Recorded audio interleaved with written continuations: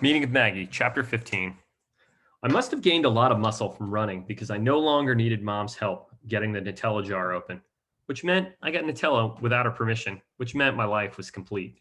And I felt better than ever when school ended. I got all A's again and won every award at awards night again. I kept my chin and bootstraps up as I signed Mary's yearbook at the yearbook signing party after study hall. She'd blocked off a little corner just for me, and I wrote extra small so I could fit in all my well wishes for her over the summer. I wrote how lucky it was that she got to go to summer school. Footnote 56. I tried to get into summer school with Mary, but my advisor says it's for kids who are behind, not ahead. Their loss. I love teaching summer school, and how double lucky it was that we became friends in gym class. And I hoped we could have a class together again next year. But maybe not gym. Maybe something super fun like Latin or geometry. And I promised to keep running, or at the very least, take up speed walking like the old ladies in the mall with the cool hats and even cooler fanny packs. I was just dotting my last I when another yearbook slid across the table next to me. I looked up, and there he was, Clyde. Hey, Maggie, want to sign my yearbook? I almost choked and wasn't even chewing anything, which was unusual. I was just, hey, I was so nervous, I pulled it together. Yeah, sure. I opened his yearbook and it was covered in like a zillion signatures, mostly from girls. I couldn't find any empty spot anywhere. He seemed to have gotten really popular, especially with the ladies. Where should I sign? Hmm. He scratched the back of his head like some kind of rock star philosopher. How about next to your picture? I turned to the page where my picture should have been. Oh, I don't have one this year. See? You were sick on picture day or something? No, I wanted to wear a tricorn hat like George Washington, and they wouldn't photograph me wearing it. So I refused to have my picture taken at all. That's the hat that I wear in class sometimes. Really? Clyde laughed. That's pretty cool. Standing up for what you believe in and everything. Well, I was sitting, but thanks. I found an empty space on the second to last page. How about I write here? Perfect. Want me to sign yours? I couldn't believe it. He wanted to sign my yearbook. I tried to keep my hand from shaking as I passed it to him. He opened it and was immediately impressed. Wow, there are a lot of signatures in here from teachers. I tried to be modest. Yeah, they really like me. He started writing and my brain blanked. What should I write? Should I tell him to keep in touch? No, you can't keep in touch if you're not in touch in the first place. Should I profess my love for him with a no holds barred essay referencing my extensive research about how we were meant to be? Maybe not. What would dad tell me to write? He would tell me to say something cool. So I did just that. Have a perfect summer. Or, dear Clyde, have a perfect summer. I'll see you next year, close to the harvest moon. Get it? Like Neil Young's Harvest Moon? I hope he got it. I'm sure you did. You get everything. And if you need any book recommendations for the summer, I have 1,000. Sincerely, footnote 57. Love. God, I wanted to write love. Maggie. I handed the yearbook back to him, and he handed mine back to me, and away we went. Off in the metaphorical summer sunset, I wasn't by his side, but I hoped I was in his heart. As soon as he disappeared around the corner, I searched for the page he'd signed in my yearbook. I couldn't find his signature anywhere.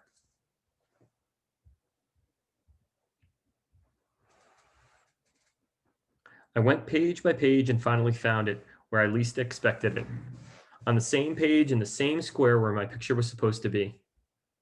Clyde had sketched a portrait of me, and I was wearing a tricorn hat like George Washington. Next to it, he had written, Stay cool, Maggie Mayfield. Peace, Clyde. I pressed the book, close, hoping his words would transfer by osmosis directly into my heart. He thought I was cool. The final bell of the school year rang, and I realized I had never been happier. I decided I would keep up with my running over the summer. Well, for a couple of weeks, anyways, I ran up and down our neighborhood and saw things I'd never seen before because I'd really only been up our street in a car. The farthest I'd ever walked was the mailbox, and that was only once a month when National Geographic arrived. It turned out there was a whole world out there full of other families doing other things. I passed one house with a dad playing basketball with his son and wondered if dad's legs were awake and I were a boy, would we be doing the same thing? Probably not. I bet even as a boy, I'd be too smart for sports.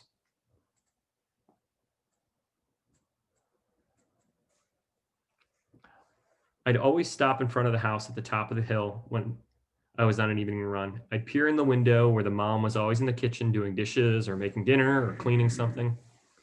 And I'd remembered when mom was always doing something at our kitchen window, and it seemed like forever ago. Before she was a puddle of clothes, before I had to share her with all those hotel guests.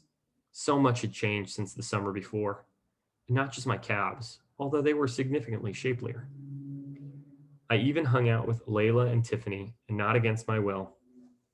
When they lathered up SPF Zero and laid out on the towels in the driveway, I joined them. Well, I joined from the safety of the shade. I'd created with the 3 umbrellas and an old tarp from the garage. I don't want to damage my fair skin. Dad always said I would have been adored in the Victorian era, which I like to think about because I always felt like I belonged in an era except the one I was born into. I especially felt a connection to eras where they wore layers and layers of underpants and read books by candlelight while enjoying Madeleines and drinking tea. It was shaping up to be the perfect summer until one day it took a sudden and peculiar turn. I was partaking in some light summer reading of Leaves of Grass. It's a book by Walt Whitman. While Layla and Tiffany read 17 magazine in their usual sunning spot, all was quiet on the home front. Even Dad was outside with us, catching some rays while reading Zen and the Art of Motorcycle Maintenance for the millionth time. Fantastic book. But the quiet was broken when Mom's car zoomed up the driveway. She slammed on the brakes and just stopped short of pancaking Layla and Tiffany. They jumped up in terror. Dad yelled some bad words and Mom freaked. "What are you doing lying in the middle of the driveway?" she screamed at the window. "Us?" Tiffany yelled. "What are you doing going 90 up the driveway in the middle of the afternoon?" "Everyone calm down," Dad commanded, and then he laughed. "And let's remember it was your mother who almost killed you, not me." "That's enough. I'm really sorry," she said. "I should have called first to tell you I was coming home early. But I've got good news. Phyllis and Donnie are coming to visit." Oh dear. Phyllis and Donnie were Mom and Dad's hippie burnout friends from way back. They used to visit when I was little, when they were on their hippie motorcycle trips to hippie places across the country. But we hadn't seen them in a while. I assumed they'd been kidnapped or turned to a life of crime. This was exactly what my perfect summer didn't need: a night of swapping anti-war stories with a bunch of degenerates. Mom rushed us all inside. "Time to clean up. They'll be here tomorrow." "Tomorrow?" I asked. That didn't seem like enough time to hide the valuables. "What's the rush?" "Well, it's your dad and my wedding anniversary. We better, what better way to celebrate than with friends? Plus, we need witnesses." "Witnesses? To what? Are you planning a bank heist?" Dad laughed, which I thought was the wrong reaction for someone being accused of a felony. "Your mother and I are going to renew our wedding vows right here." "What's that mean?" Mom smiled. "It means there's going to be a wedding." The next morning, I heard a loud rumble from the window. 2 homeless-looking people were parking their motorcycle in our driveway. Dad joined me at the window and waved to them. "Don't wave at them," I yelped. "For all we know, they could be murderers." "I'm afraid we have to let these murderers inside." I leaned forward. They looked like they had done time, hard time. I had to get Tiffany. If anyone knew how to chase off bad people, it was Tiffany. She chased me away all the time, and I was a good person. I ran into our room and flung open the curtains. "Look outside," I hissed at Tiffany, who was still prone on the bed. "Are these the scariest people you've ever seen?"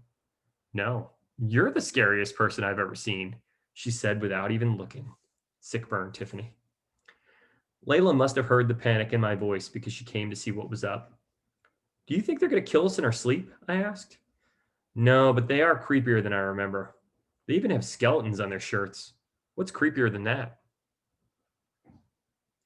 That made me wonder where else they were keeping skeletons. Layla looked worried. God, I hope they don't come to my wedding one day. She made a point. Geez, I don't hope they come. I hope they don't come to mine either. Tiffany was awake now. No one's coming to your wedding, Maggie. Not even the groom. Ooh, what a terrible older sister. She was the worst. But I didn't have time to deal with her. I ran into the living room. Hey, parents, we don't have consensus, which means agreement. These people are terrifying and we don't really think you should let them in.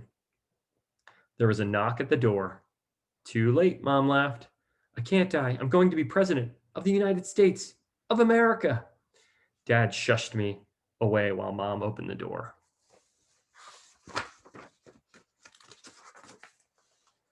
Phyllis was the first one in. Hey, y'all. As her skull shirt moved closer, I started to lose it. We were all gonna die. I'd never be president, forget of the United States. I'd never be president of my class. And I had a really good platform for the next election too. Free pizza Fridays. But I'd never get to rally for it because I'd be dead with no free pizza for anyone ever again. Phyllis hugged Mom so hard I thought Mom's arms might pop off. I missed you so much, her scratchy voice kept repeating. When she finally released Mom, I got a good look at her. The first thing I noticed was the mood ring she wore as a wedding band. It was bright red, which meant she was happy, excited, anxious, and or in love. The next thing I noticed was her long, wavy red hair, followed by her blue jeans that belled at the bottom. And then I noticed the skeletons on her shirt again. Then I noticed they were heading straight for me, and then I took a deep breath. My feet left the ground as she pulled me into the skull in her chest, which I assumed wasn't the last skull I would see that day. Oh my God, you look just like your daddy. Footnote 58. I know, lady. Keep reminding me. My feet thumped back to the ground, and Phyllis moved on to her next victim, Layla and Tiffany. Look at these beauties. Y'all look like your mother. She was such a little knockout. Dad wheeled around next to Phyllis. She's still a knockout. Phyllis's mood ring faded green, which meant she was uneasy and restless. I wonder why she felt any of those things. Maybe she didn't recognize Dad without long hair. Maybe she was scared the police had bugged him with a wiretap. Maybe she'd never seen a wheelchair with an I'm proud of my honor roll student bumper sticker stuck to the back seat. I put that bumper sticker on Dad's wheelchair. He doesn't know why it's there. She took a deep breath and the tears welled in her eyes, turning her blue mascara into an ocean. Is that my Danny? Dad wheeled closer. Yep, that's my Danny, she yelped. What do you say? Are you going to get hitched again? Donnie came in next, and he didn't say much, but he high-fived all of us, which was totally weird. He put their bags on the floor, and they immediately made our whole house smell like the Renaissance Festival. I snooped around their stuff and took in every detail, just in case I needed to explain anything to the police. I wonder, is Maggie being fair to these people, or does she have a bias again? Donnie set a banjo against the wall, and Phyllis pulled something wrapped in a scarf out of her bag. It might have been a gun. I closed my eyes and mentally prepared for the end, but nothing happened. When I opened my eyes, she was holding a giant egg with a painting on it. This is for your daddy. He always wanted me to paint him a wolf howling at the moon. Did you make this? I sure did. It's one of my babies. I mumbled, cool. But I nervously wondered if this woman laid eggs. Sure, scientifically, physically, and anatomically, it wasn't possible. But you never knew, especially with this weirdo. I would have asked Dad, but he probably would have told me he wouldn't have told me for another 10 years. Donnie fixed the grown-ups Coca-Colas with more than Coca-Cola in them. Dad told us to clean up outside for the ceremony, so Layla, Tiffany, and I wandered the backyard. I still didn't really get what was happening. I mean, they were already married. They didn't need to get married again. It's like taking a test twice, although I wasn't opposed to taking tests twice. I picked up some sticks and pine cones and threw them over the fence. I'd forgotten how big our backyard was. Great, even more places to hide a body. I pulled a few weeds and then I heard everyone come outside. Dad was looking at Donnie's motorcycle all wide eyed. What do you say, Danny? Donnie asked with a nudge. How about a ride? Tiffany's extra bad kid side kicked in. Yes, Dad, do it. Saddle me up, Dad shouted. I was clearly the only sane person in the family. No way, I protested. You could crash and break a femur, tibia, fibula, patella, or any other of the 206 bones. That's how many bones are in your body. Let's just make sure my face is okay. I like my face. Dad winked at me. Donnie handed him a helmet and laughed. In that case, you'll be needing this. I really didn't want him to go. I grabbed Mom's hand in solidarity, but she dropped it so she could position Dad's chair right next to the motorcycle while Donnie took his place behind the handlebars. The whole thing was terrifying. So I tried to hold Tiffany's hand out of desperation, but she shook her hand away because she's the meanest girl alive. And then, out of nowhere, Phyllis grabbed my hand and held it tightly for the first time all day. I didn't feel like I was going to get murdered. Mom counted to 3 and hoisted Dad up onto the motorcycle seat. He pulled his sleeping leg on either side of the motorcycle and wrapped his arms around Donnie's waist. Phyllis let go of my hand and wound bungee cords around Dad and Donnie until they were one body with 4 arms and 2 heads. And then Donnie stepped on a pedal, and then a big engine roared, and then Dad yelled some curse words, and Mom shouted, "Bring him back in one piece, please. We're getting married tomorrow." Dad threw a peace sign as they took off down the road toward only God knows where. While they were gone, I beat Layla at Uno. Phyllis French braided Tiffany's hair, and Mom held her breath, staring out the window. Finally, a headlight bounced off the wall. We ran outside and watched Dad, Donnie, and the motorcycle purr into the driveway. As soon as Dad was unbungeed from Donnie, he collapsed into Mom's arms. She had to set him up in his chair because he was all dangly like a rag doll. I don't know where they'd gone, but Dad smelled like trees and sweat and fireflies and rock and roll, if rock and roll had a smell. He lifted up his shirt. See how tough these marks from the bungee cords make me look? Phyllis cranked up the stereo, so I had to yell over the music. Oh man, does it hurt? But Dad didn't hear me. All anyone could hear was some lady screaming something about buying her a Mercedes Benz. I wonder what song that is. We ate dinner, and Mom rushed off to bed without dessert, which wasn't cool because dessert was the only reason I ate dinner. Tiffany and I got into our beds while Layla slid into the sleeping bag on the floor. And Mom quickly wished us goodnight, turned out the lights, and then shut the door. Geez, she could have at least pretended like she cared about us. The next morning, the most amazing smells in the land woke up my nose and carried my whole body into the kitchen. Could it be? Certainly it wasn't peach pie baking. Not so early. But I peered into the oven and sure enough, it was there, the most perfect peach pie bubbling over. Smells amazing, right? Yes, I answered without breaking my gaze with the perfect pie. I think she's about ready. Let's get her out. It was only then I realized that I'd been talking to Phyllis, not Mom. She must have been making it for the wedding. Defeat settled on my shoulders. It looks amazing. It will be hard to wait for it. Don't be silly, little one. This pie is for breakfast. Pie for breakfast? Maybe she wasn't a murderer. Maybe she was the most amazing woman ever. Phyllis grabbed a potholder and opened the oven door. My nose followed the pie all the way to the counter.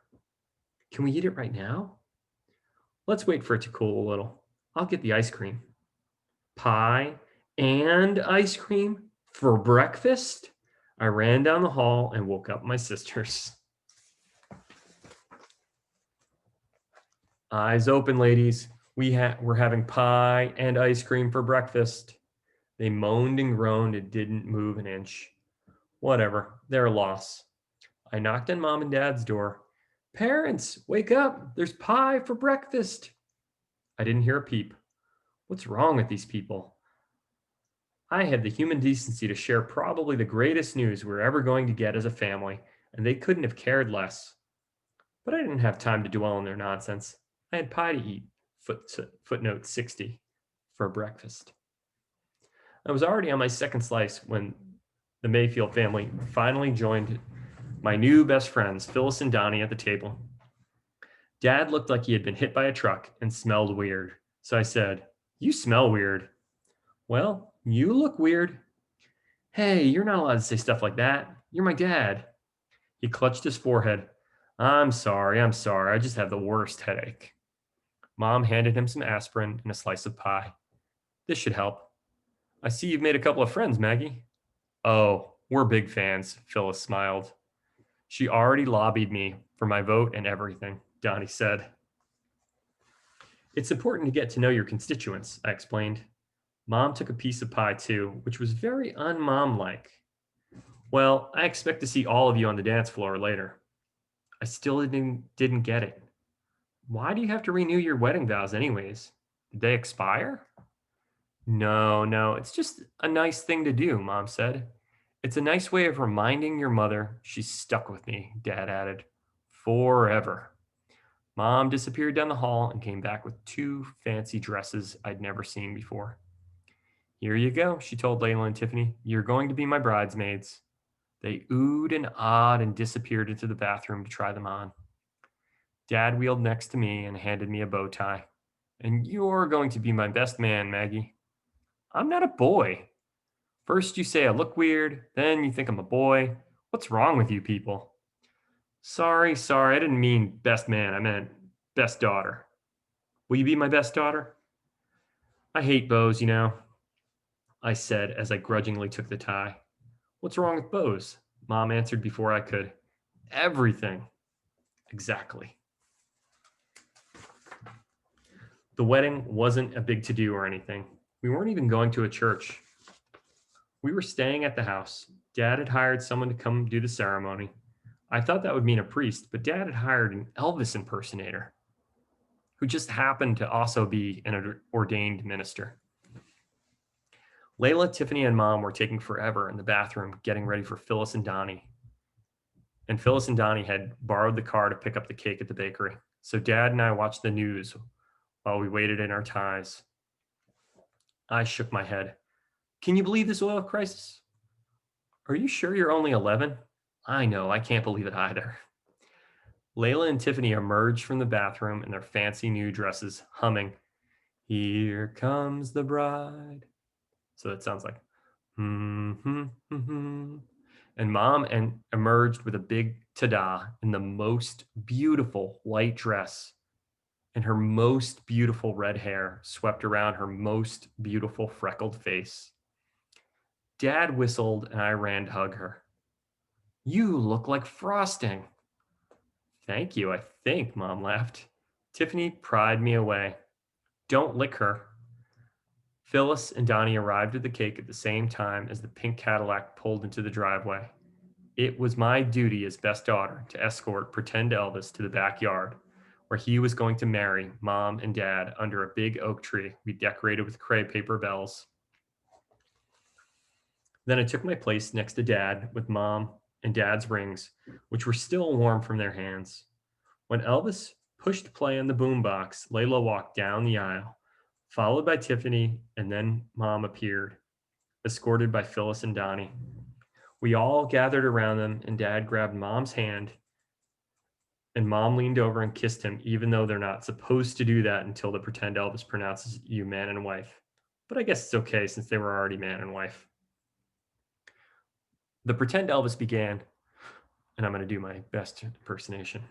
Do you take this man to be your husband, for better, for worse, richer, poorer, sickness, and in health? And do you promise to take him, your only hunka-bunka burning love, forever?" Mom laughed. "I do." Pretend Elvis kneeled next to Dad's chair. Do you take this woman to be your wife for better or worse, richer or poorer, in sickness and health? And do you promise to make her your earth angel from here to eternity? Of course. Dad's voice cracked. He was taking this really serious. I do. I gave them their rings, and then some other stuff happened that included more kissing, and then there was cake for my favorite bakery. The cake had a tiny man and woman on top that you couldn't eat, which I knew because I tried and almost lost a tooth. But I recovered and ate more cake while Layla and Tiffany talked about their weddings and how they would be huge and spectacular and rich, and I could see Dad doing the math in his head. I was carefully constructing the perfect bite of cake that was 90% frosting and 10% cake when I asked, "Was your first wedding as cool as this one?" Mom took the rest of the cake away because she knew when to cut me off. Our first wedding was great. Your father wore a white tuxedo and platform shoes because he's ridiculous. And a friend made my dress, and we danced it to Gladys Knight and Eric Clapton. And then your father's friends wrote something in shaving cream on our car that they shouldn't have. I scraped the last microscopic piece of frosting from my plate. What did they write? Dad shook the ice in his glass and opened his mouth, but I interrupted. I know. You'll tell me in 10 years. Layla pushed the rest of the cake toward me. What do you remember, Dad? Dad took the last sip from his glass and time traveled. Retrospective. Brr, brr, brr. I remember your mother looking like a knockout, just beautiful. And I remember a lot of dancing, shaking a lot of hands, and smiling so hard my face hurt. And I remember the punch. And then I don't remember much after the punch. I turned to Phyllis and Donnie. What do you guys remember? Phyllis laughed. Not much more than your dad. Donnie said, We had the punch too. Well, I'll always remember this wedding, I vowed. And this cake. Oh, well, it's not over yet, sweetie. Don't you know what happens next? Mom asked. More cake, I hoped. Even better, Mom beamed. A honeymoon. Ooh, that's a good way to end the chapter.